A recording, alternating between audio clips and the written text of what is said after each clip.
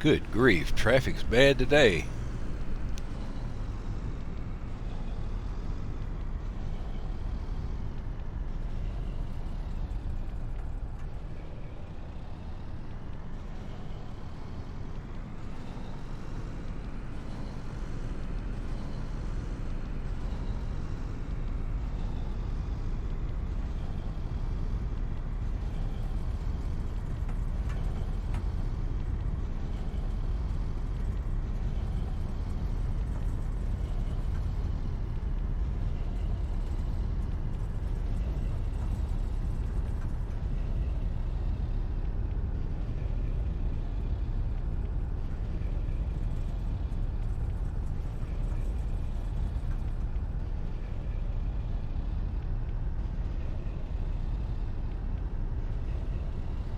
If you have all this expensive nav equipment on board, you ought to be using it.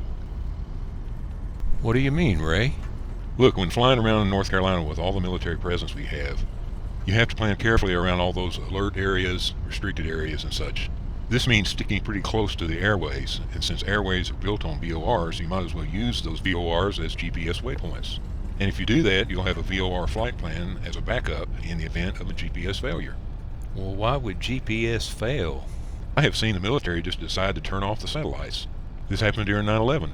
Great big red X's on your display. What are you going to do then? If you have designed your flight plan using VOR waypoints and keep your radios in sync, losing GPS is just a matter of flipping the nav switch and you're back in business, just like the good old days. This video is about doing just that, and I'll talk about some of the side benefits of taking this extra step. Let's get to it.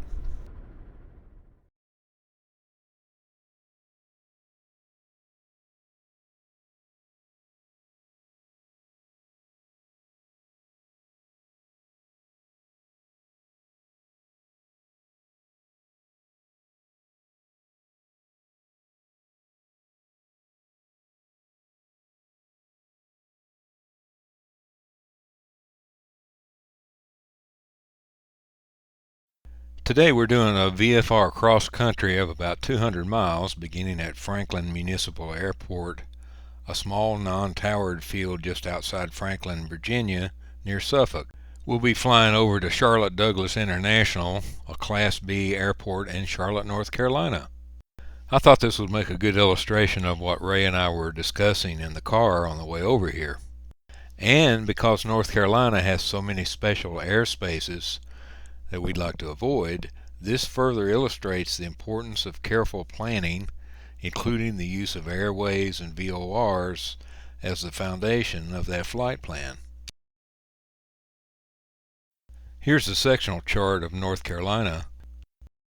We have a lot of military installations in our state, and most of these are on the coast. Over in the west, we have the Tennessee National Guard based at McGee-Tyson Airport near Knoxville, Tennessee, and they have an operations area that's over on the North Carolina side called Snowbird.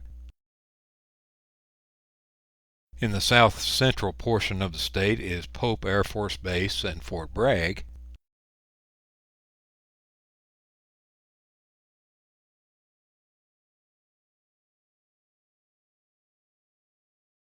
And just to the east of that is Seymour Johnson Air Force Base.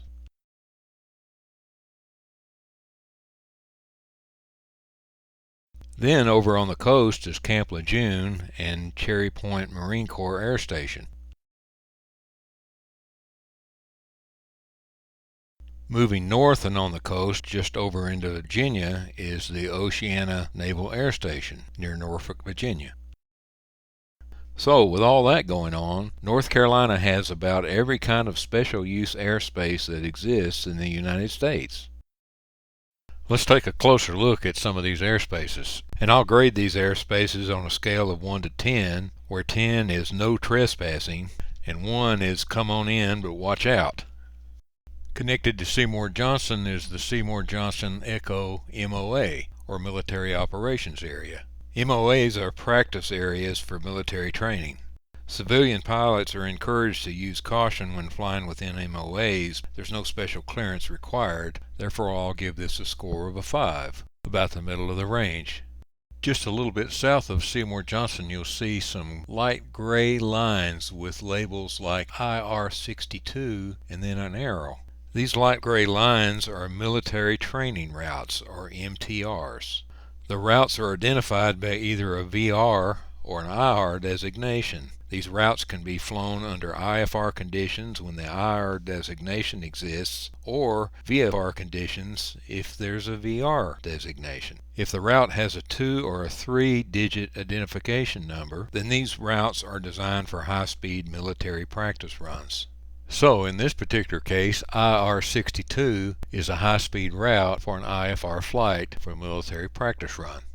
So here's a VR83, which would be a high-speed route for a VFR flight.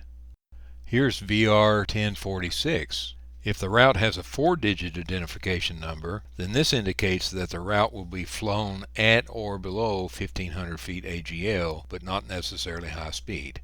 I give MTRs a rating of 4 because pilots should be able to narrow down the location of the traffic by observing the path in the gray line and stay out of its way. The best idea, however, is just to avoid this area altogether if you can.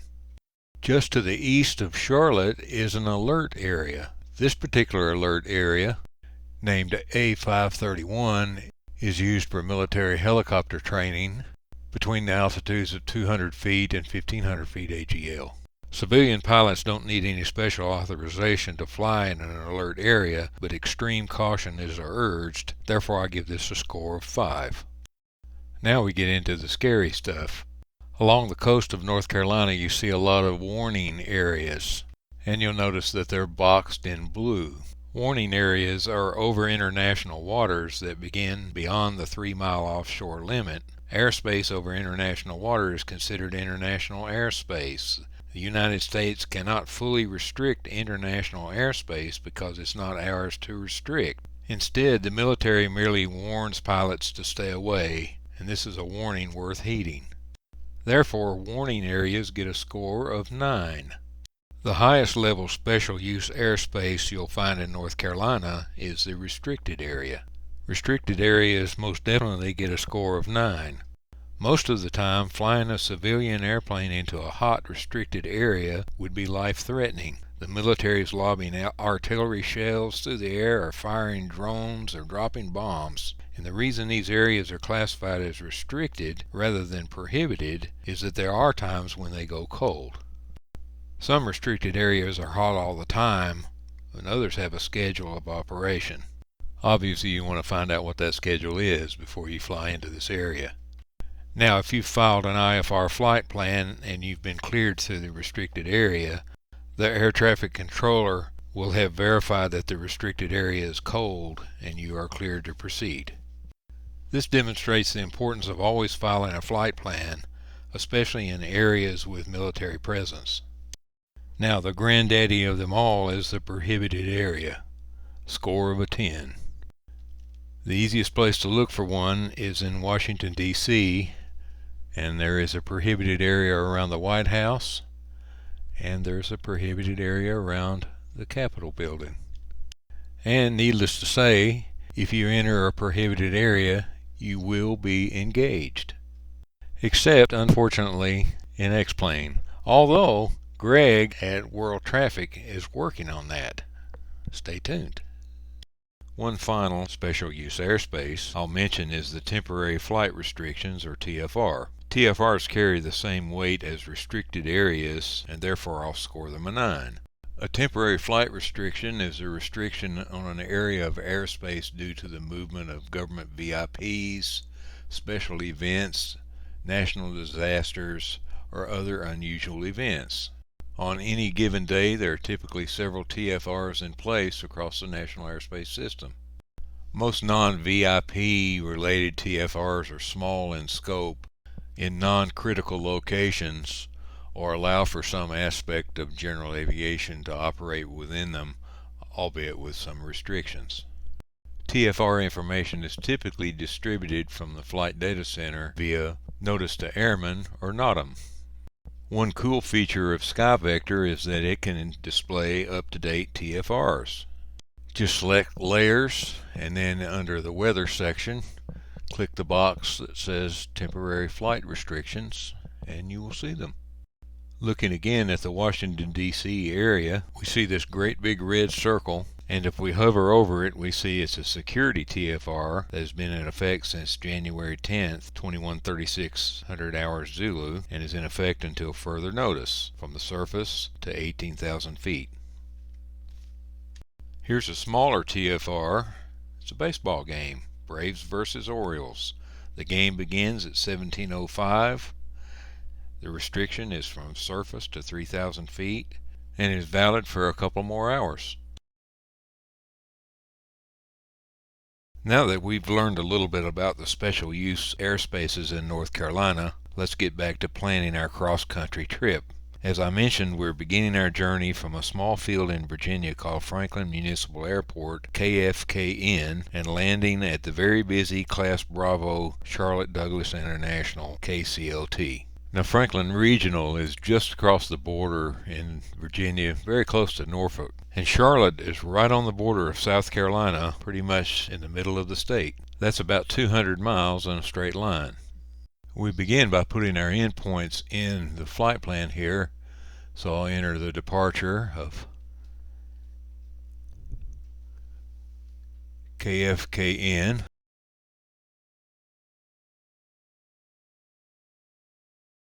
And destination will be KCLT. And as you can see, we're getting about 218 miles here. And we've actually gotten lucky in that there's only this one alert area just to the east of Charlotte to worry about.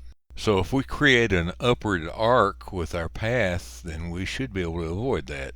So I'm going to look for VORs just to the north of this line, and the Franklin Regional VOR FKN looks like a good first waypoint. Now we don't want our VORs to be more than 80 miles apart because the range of a VOR is guaranteed to be 40 miles at VFR altitudes. So with that in mind, it looks like Lawrenceville, LVL, is a good choice for our second waypoint. And we don't want to go any further north because we don't want to get into this Farmville MOA. And the South Boston VOR looks like a good choice, but also Danville, DAN, is just a little bit further, but still less than 80 miles.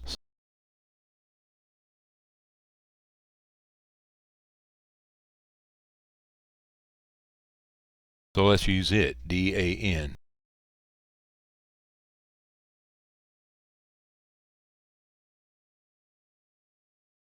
Yeah, 71 miles, that's great.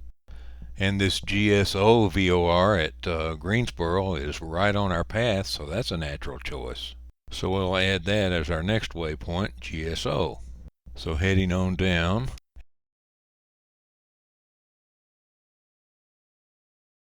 And Charlotte International is within 80 miles, so we'll choose the VOR that's right on the field, and that'll be CLT.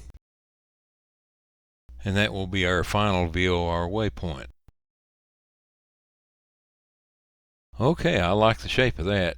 None of the waypoints take us too far away from our desired track, and I doubt it's added more than 20 miles to the overall trip.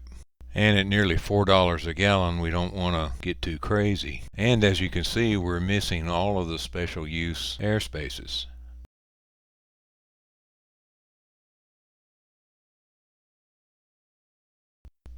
So now we can view the nav log and see all our waypoints. And I like to print this page and use it during flight to make notes on and copy clearances and things like that.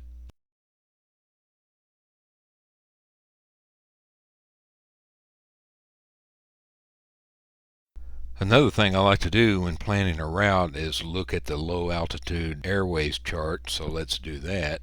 And what I'm looking for here is to see how close I've gotten to published airways.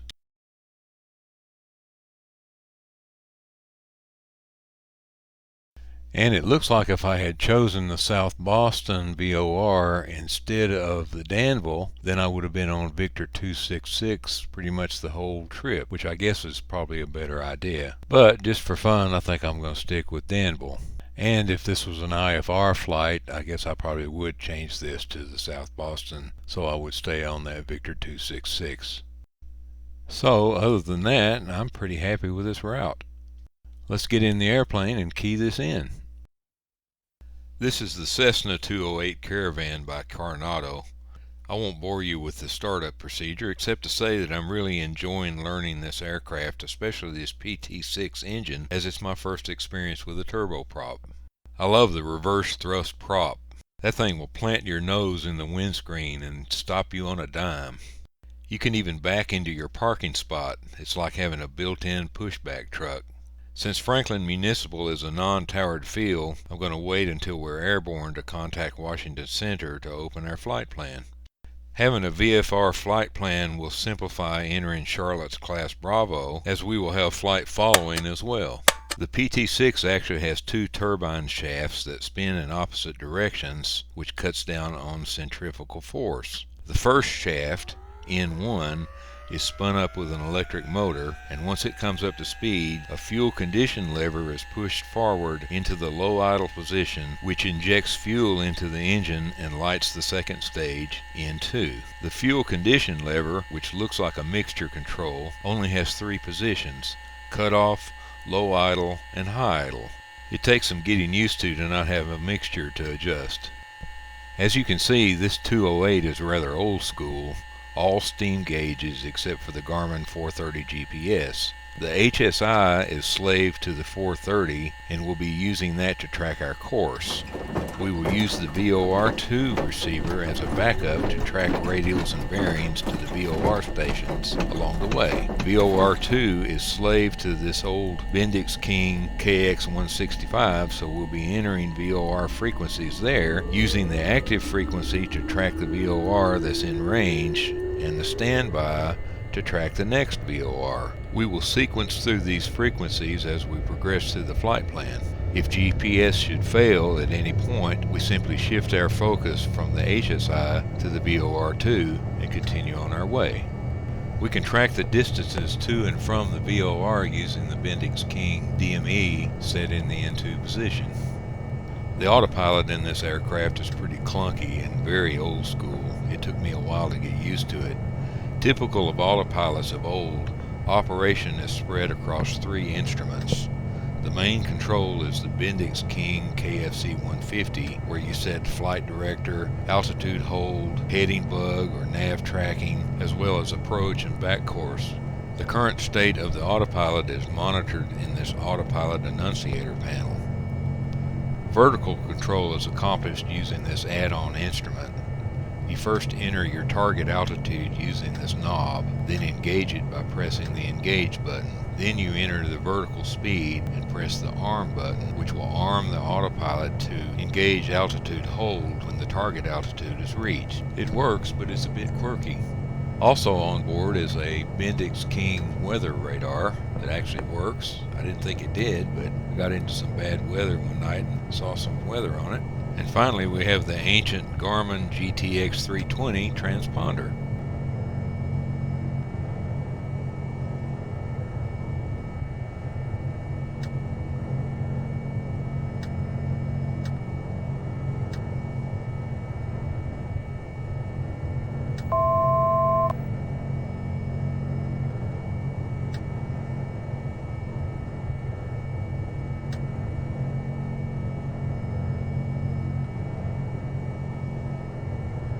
At this point, we're ready to enter our flight plan, and we'll start with pilot to ATC, and here we'll enter all the waypoints that we established in SkyVector.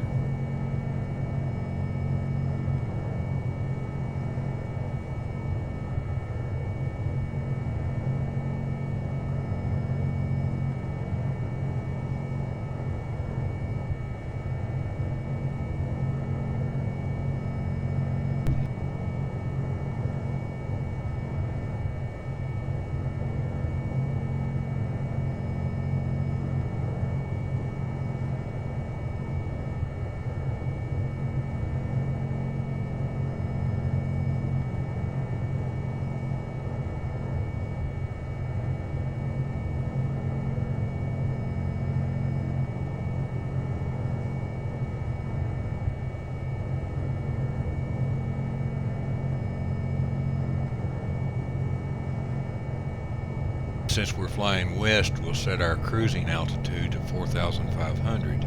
Next, I want to compare all the waypoints that I've entered to the flight plan that I set up in SkyVector from the sheet that I printed out. And sure enough, I left one out. I left out the FKN VOR coming out of Franklin Municipal. So I'll insert that here.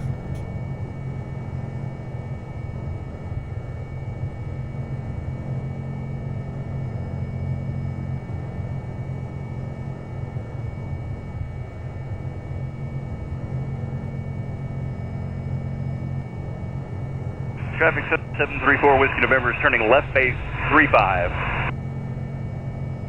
Now we'll file the flight plan.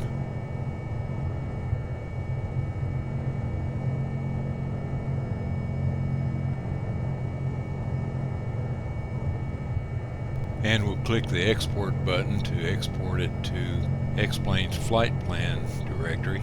And that will complete the setup in Pilot ATC.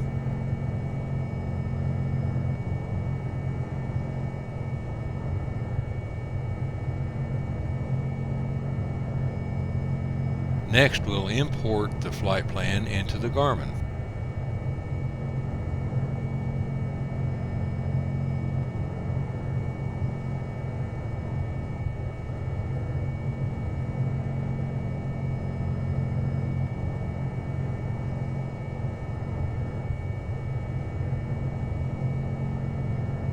We first need to verify that the Franklin VOR FKN is our active waypoint, and it is.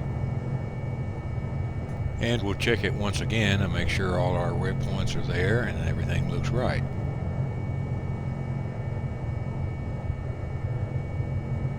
The desired track to the FKN VOR is 289 degrees. So we need to set the HSI and the VOR2 to a course of 289 degrees.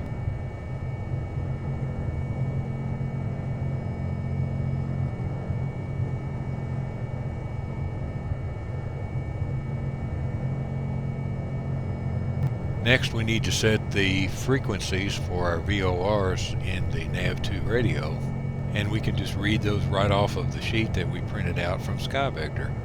FKN, the Franklin VOR, is the first waypoint we head to, and that has a frequency of 110.6. So we'll enter that as the active frequency, and then we'll put the Lawrenceville VOR, LVL, which is 112.9, as the standby. As we fly the route, we simply enter the next VOR frequency into the standby, then toggle it in to the active at the appropriate time as we go along. Next, we'll turn on the transponder.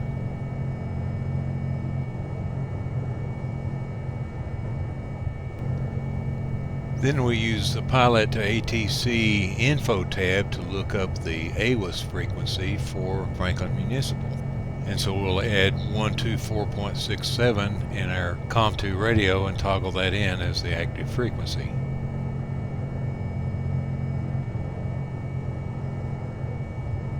Now we're ready to listen to ATIS and record our departure runway and set our altimeter. Franklin Municipal Rose Information X-ray, 2335 Zulu winds are light and variable. 1200 broken. 2300 overcast. Temperature 25, dew point 25. Current altimeter is 2988. Arriving and departing runway 09er. Franklin Municipal Rose Information X-ray, 20. And so with that completes now the radios, nav, transponder checklist item.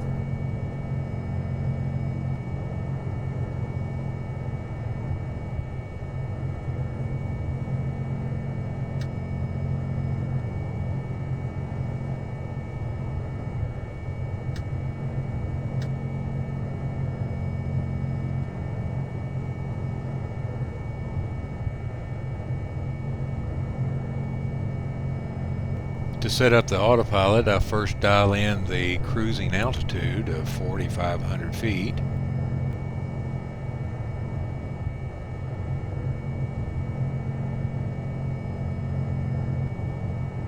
and Whiskey November, experimental 5 Then I press the Engage button, which toggles to vertical speed mode, and I use 800 feet per minute for that.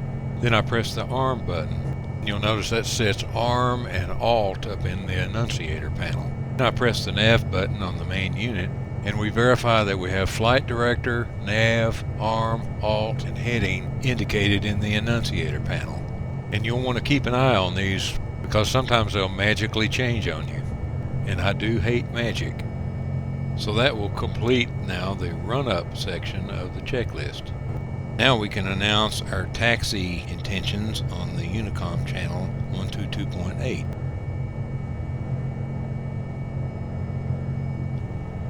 Franklin Municipal Rose traffic, November 227 Whiskey Alpha is taxiing to runway 09, departing west. Franklin Municipal Rose.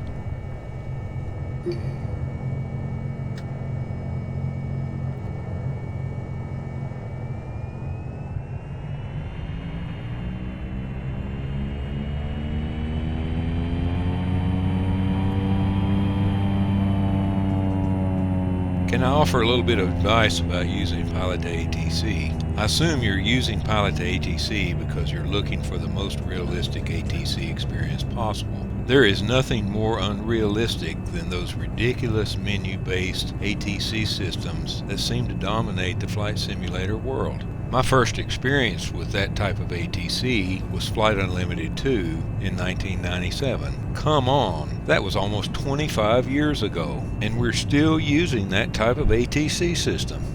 Well, Pilot to ATC truly stands alone. One of the great things about Pilot to ATC is that it allows you to gradually progress with your ATC skills. When you first get started, you take full advantage of the Say It button, sort of an advanced version of menu-based. Then as you get more comfortable, you begin to read the gold text and make an effort to say the commands yourself. So it's a bit of a process. After some experience and practice, you find that you can communicate seldom looking at the Pilot to ATC window at all. And I believe that's the goal. You should be weaning yourself off of looking at the text in the window. Look, I'm not there myself, but I am working toward that. In the real world, mic fright is a real thing, and Pilot to ATC goes a long way toward improving your radio voice, but you have to put in the effort. Okay, well that's it for the rant.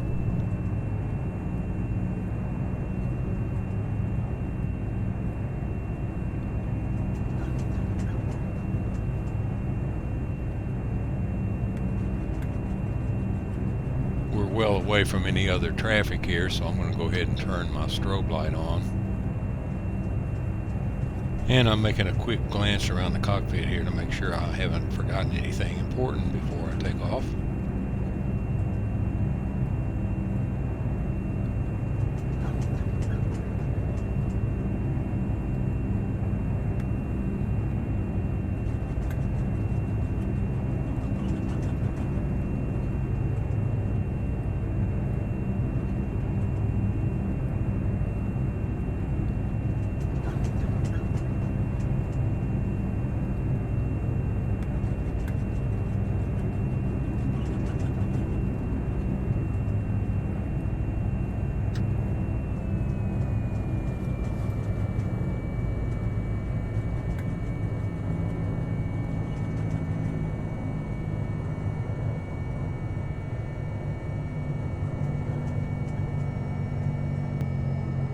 And I want to take one more look at the flight plan in Pilot to ATC, make sure that looks right.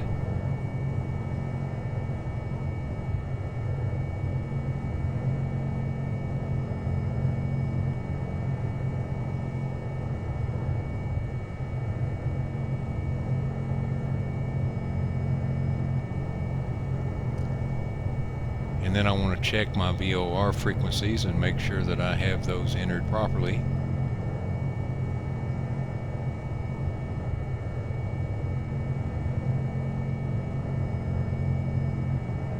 In the standby radio, we have Lawrenceville at 112.9, and then the active radio, which will be our next waypoint, is the Franklin VOR at 110.6.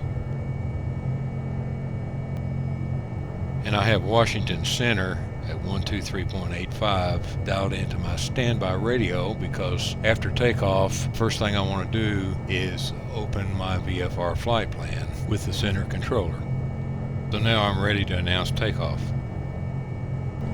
Franklin Municipal traffic, November 7 Whiskey Alpha, departing runway 09, departing west, Franklin Municipal.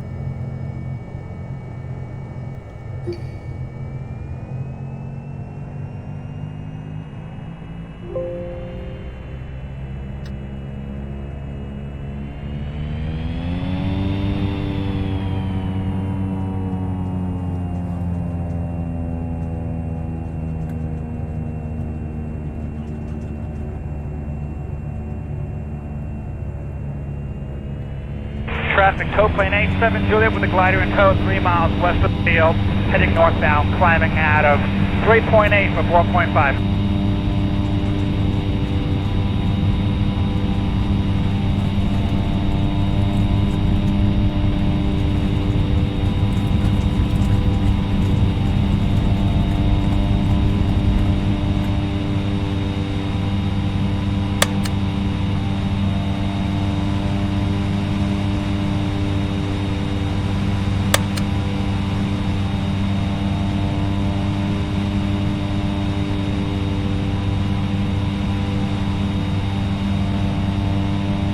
Franklin Municipal Rose traffic, November 7 Whiskey Alpha, departing runway 09, departing west, Franklin Municipal Rose. As a piston pilot, there are two things I'm unaccustomed to dealing with. One, unlike going full throttle like you would in a piston engine, the PT6 allows you to go well above redline, but you need to be careful not to do that. The other is this inertial separator lever. Because there's lots of suction generated by a jet engine, the inertial separator creates a sharp turn in airflow while engaged. This helps prevent things like gravel and other solid particles from being sucked up into the engine. Because this is mostly a problem on or near the ground, the checklist calls for the ISL to be engaged until takeoff and just before landing. This is yet another adjustment I've had to make.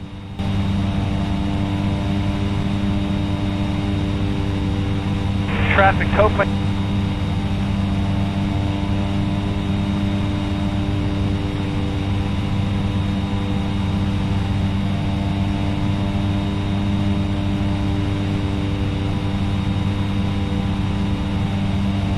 I'm going to pause things right here so we can talk about this VFR clearance. The key to copying a clearance is anticipation. Now, I was going to put a clip of Carly Simon singing Anticipation here, but man, that's just too corny. But anticipating what a controller is going to say to you before you make your initial contact is really the key to copying a clearance and sound like a pro doing it. I'm sure you're familiar with this acronym CRAFT and how you use that as an aid to copying clearances. I recommend you use the clearance section of the SkyVector printout and write the letters CRAFT there and fill those in with the things that you know. A VFR clearance is much abbreviated from an IFR clearance. An in-flight clearance, like the one we're doing right now, is even more abbreviated. The R normally stands for route of departure. This usually is some kind of departure procedure like fly runway heading, or in the case of an IFR clearance, an obstacle departure or a SID. But in our case, since we've already departed but haven't reached our cruising altitude yet, the route is likely to be simply climb and maintain. Likewise, the F typically stands for departure frequency, but since we're now talking to a center controller, there'll be no frequency to copy in this case. The C stands for clearance limit and will be the furthest waypoint of the clearance. This is usually the last waypoint in our flight plan, which is typically the destination airport. Pilot ATC always clears to the final destination, so we know this clearance limit in this case will be Charlotte Douglas, KCLT. Now, ATC always expects you to use the aviation alphabet, and if you're uncomfortable with that, you might want to write that out in that form. So let's fill in the C with Kilo Charlie Lima Tango. We've already talked about the R for route, and here we'll just put climb and maintain. The A stands for altitude, which is our cruising altitude, and we put in our flight plan 4,500, so we'll expect that. Again, F is our departure frequency, and we're already past departure, so we'll just write NA here. So that leaves only T, or transponder code, and this is our only unknown. So we really only have to listen intently to that section of the clearance.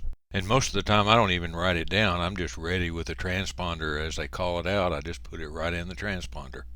And the cool thing about all this is you can write all this out before you even take off. So when you're given the clearance, you simply read out craft. How cool is that? So let's do it. Washington Center, November 227 Whiskey Alpha, ready to copy VFR clearance. November 7 Whiskey Alpha cleared VFR to Kilo Charlie Lima Tango with radar advisory service at 4,500 feet. Squawk 3364 advised of altitude changes en route.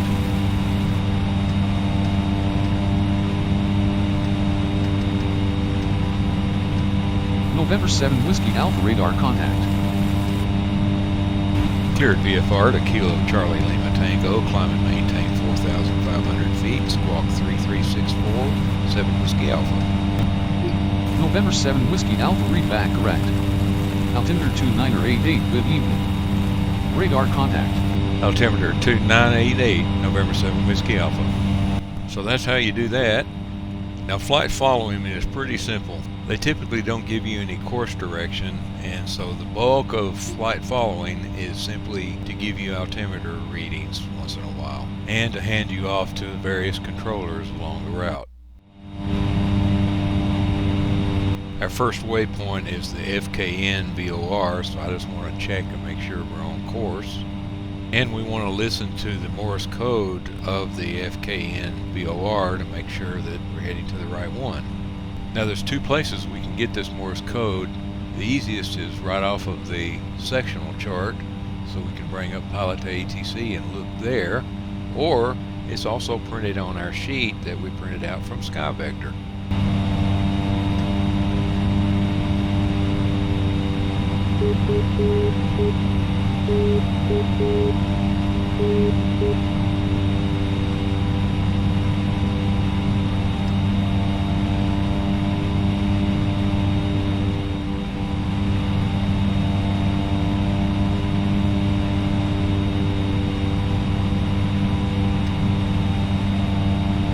The other housekeeping duty we have is to make sure that our HSI and our VOR2 are synced up with our current track. And again, the HSI is tracking the GPS track, and the VOR2 is our backup and dialed into the bearing to the next VOR. And this sequence of toggling in the next VOR frequency from the NAV2 standby, then IDing the Morse code, followed by syncing the HSI and VOR2 receivers, will need to occur each time we reach a waypoint.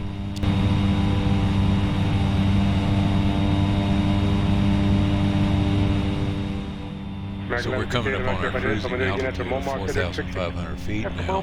The throttle on a turboprop doesn't control manifold pressure like it does with pistons, but rather torque measured in foot-pounds of thrust. The checklist for economy cruise calls for a thrust of 1,300 foot-pounds and a prop setting of 1,600 RPM, so we will make those adjustments as we level off.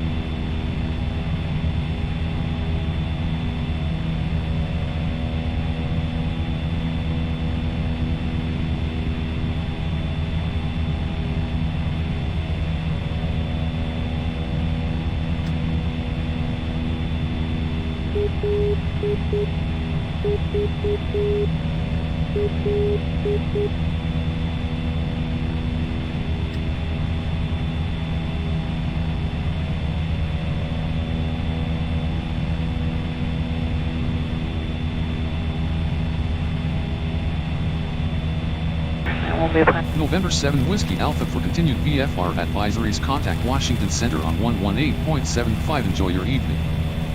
Give a visual. Roger. Center on 118.75, November 7 Whiskey Alpha, good day. Washington Center, November 227 Whiskey Alpha is at 4,500. November 7 Whiskey Alpha, good evening. Radar contact. We're coming upon our next waypoint, Lawrenceville, LVL, at which time we'll be making a left turn to 289 degrees. Since the next VOR after that, Danville, is some 80 miles away, we'll need to stay on the Lawrenceville outbound radio until Danville comes into range at 40 miles. Now, had Danville been within 40 miles, we could switch immediately to it like we did with the KN VOR. You'll notice that the OBS on the VOR2 is swung full to the right. That's because we're pretty much right on top of it, and we're going to have to fly away from it for a few miles for it to start making any sense. So we can either wait a few miles before we try to tune it in, or just make fine adjustments. Down now. Stay within slow to 27 zone knots, please. Back to 270 knots, last 11.2.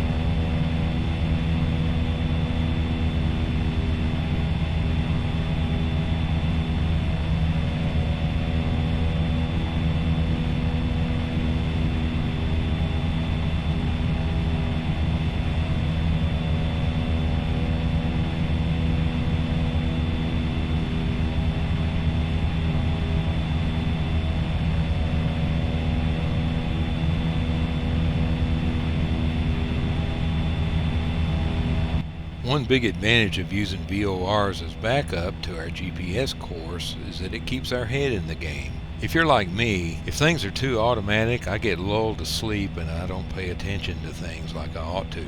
Automatic stuff is great until it doesn't automatic. Another thing I like about this method of navigation is that it fights boredom. Let's face it, once you get on cruise, there are long periods of time when there isn't much to do, and having to check VOR frequencies and things like that just keep things interesting, and I'm always trying to figure out how to make it work smoother. And on top of that, this method keeps you current with VORs. When's the last time you shot a VOR radio? Now that we're inside 40 miles to the Charlotte VOR, I want to get Charlotte's approach frequency and the ATIS frequency, and I'll do that pilot to ATC info box. And while I'm in here, I'll look at this map and review myself on the layout of the runways. One important task here is I want to select my parking spot so that ground control will know where to direct me for parking. And I want to make sure and keep this window open to make sure I don't lose this parking spot. November 7 Whiskey Alpha, contact Charlotte approach on 135.6. Have a good evening. Approach on 135.6, November 7 Whiskey Alpha, good day. Charlotte approach, November 227 Whiskey Alpha is at 4,500. November 7 Whiskey Alpha, good evening. Radar contact. Expect runway 36 right.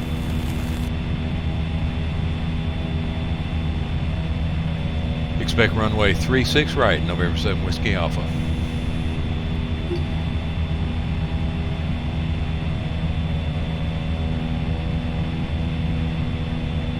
That's 263 Zeno 128.15.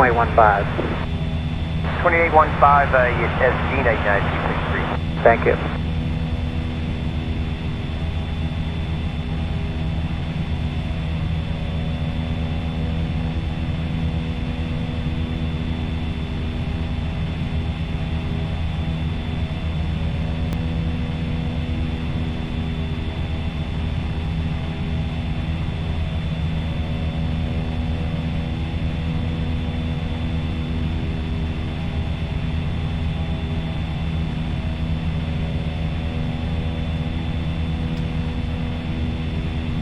Now I'll check ATIS and verify my altimeter and active runway.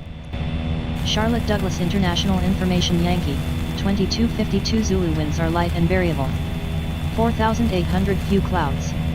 7,000 few clouds. 25,000 scattered.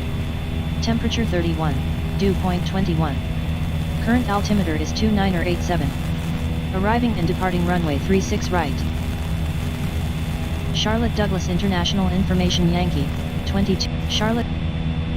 I'll write the ATIS version Yankee on on my log, even though Pilot to ATC doesn't use that information.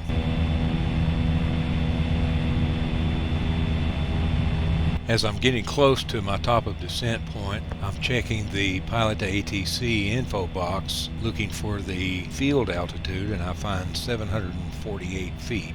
So that makes Charlotte's pattern altitude 1700 feet, so I'll enter that into the altitude field of the autopilot. So that will be ready to engage once I reach top of descent. 263 is Zeno 128.15. 2815 at Zeno United 263. Thank you.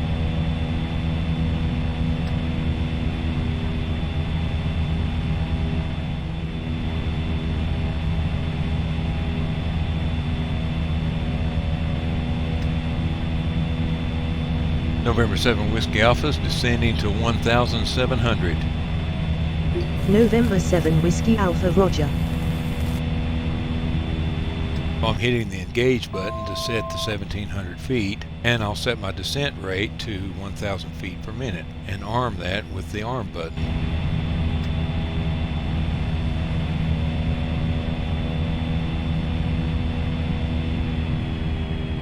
Then, according to the checklist, I'll pull my throttle back to 600 foot-pounds and raise my prop to 1750 RPM.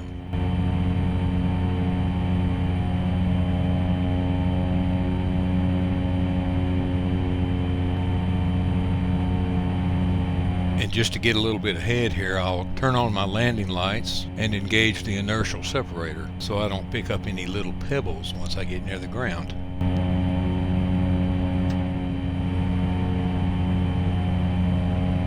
And we're starting to see downtown Charlotte poke through the haze. So there's the 1,000 foot to go indicator tone. And according to the checklist, when we level off, we'll raise our throttle to 900 foot-pounds, go full prop, drop our flaps to 10 degrees. And that should give us a nice cruise of about 90 knots. And we'll be right on pattern altitude.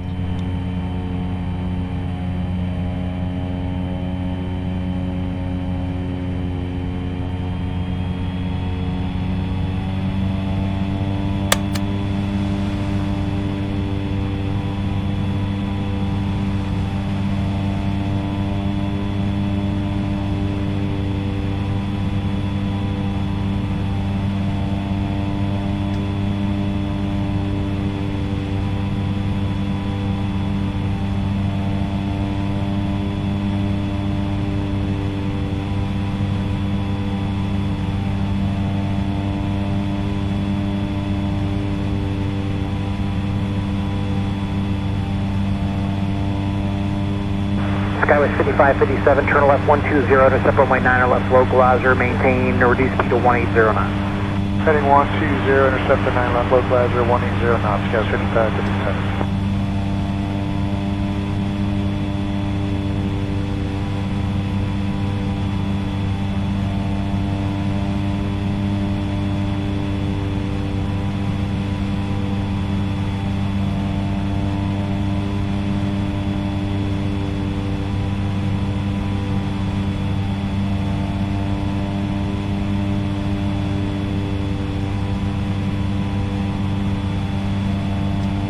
November 7 Whiskey Alpha, expect landing runway 36 right at Charlotte Douglas International. Expect runway 36 right, November 7 Whiskey Alpha.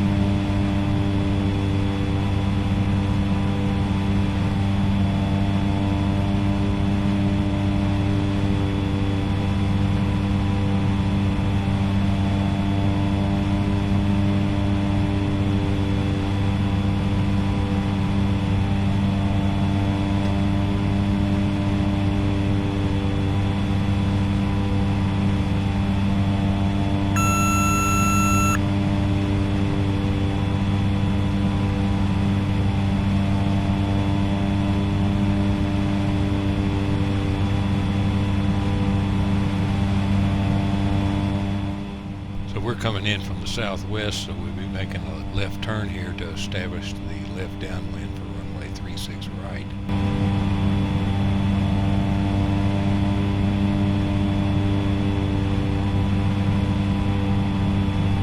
November 7 Whiskey Alpha's right downwind, runway 36 right. November 7 Whiskey Alpha, this is Charlotte, approach on 135.6, please repeat your request. November 7 Whiskey Alpha, right downwind, runway 36 right. November 7 Whiskey Alpha, altimeter 2987, call turning final for runway 36 right. We'll call turning final, runway 36 right, November 7 Whiskey Alpha. And I have my heading bug set to north, so I'll just fly the tail end of that.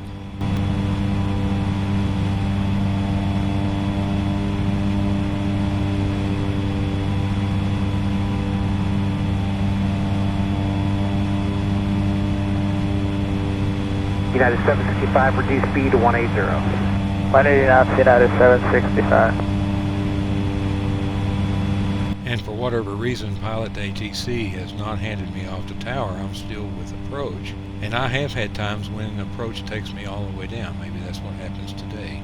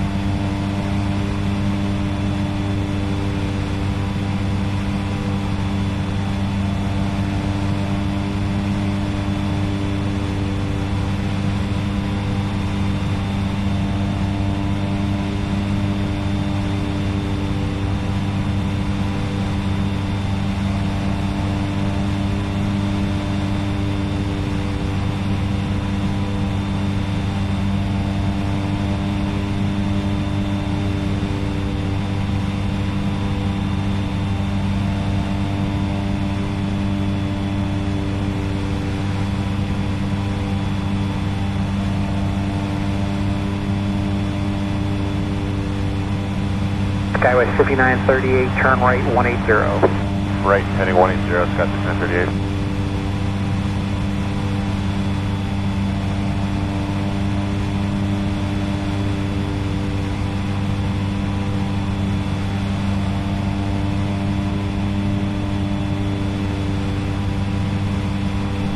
November 7 Whiskey Alpha, final, runway 36 right.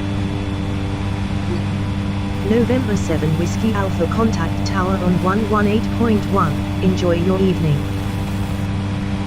Tower on 118.1, November 7 Whiskey Alpha. Good evening.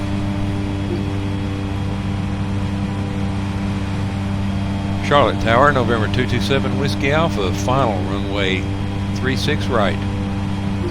November 7 Whiskey Alpha, winds are light and variable, cleared to land runway 36 right.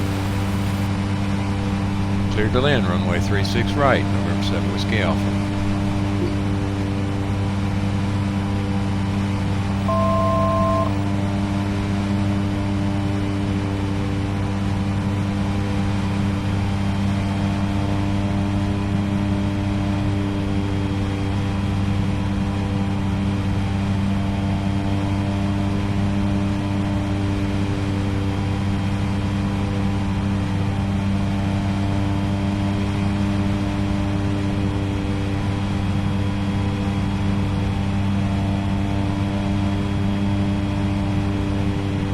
Now notice my note in my checklist, do not go below 75 knots. That is for real. This thing has got a nasty tip stall.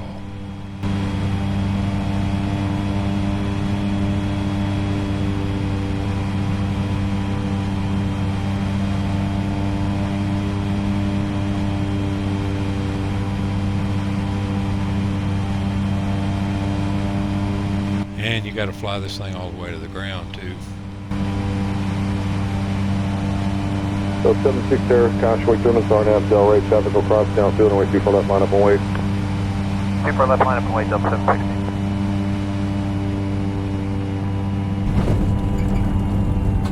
November 7 Whiskey Alpha exit runway when able. And check out this reverse thrust.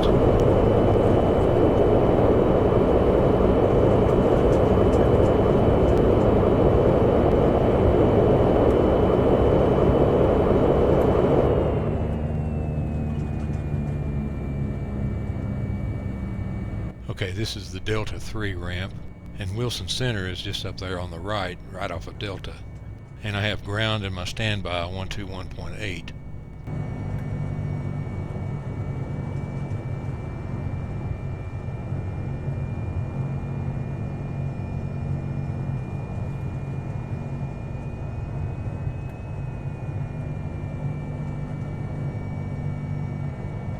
November 7 Whiskey Alpha is clear of runway 36 right. November 7 Whiskey Alpha, welcome to Charlotte Douglas International, contact ground on 121.8. Have a good evening.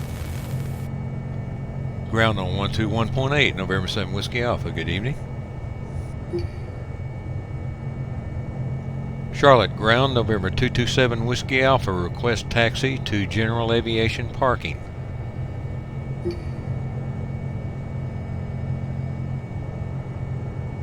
November 7 Whiskey Alpha, taxi to General Aviation Parking via taxiways Delta 3, Delta. Taxi to General Aviation Parking via taxiway Delta 3, Delta, November 7 Whiskey Alpha. And that is exactly right.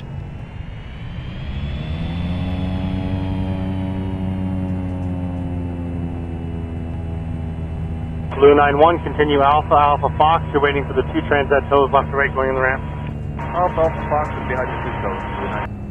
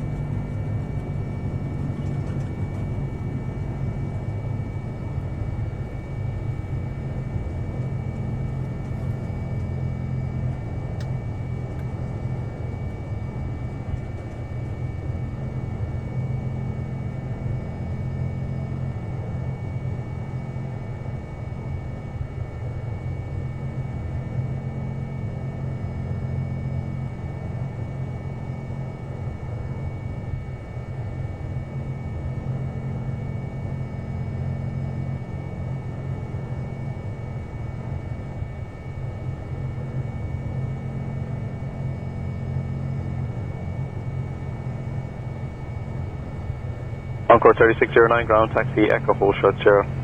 Taxi Echo hold short 0, Encore 3609.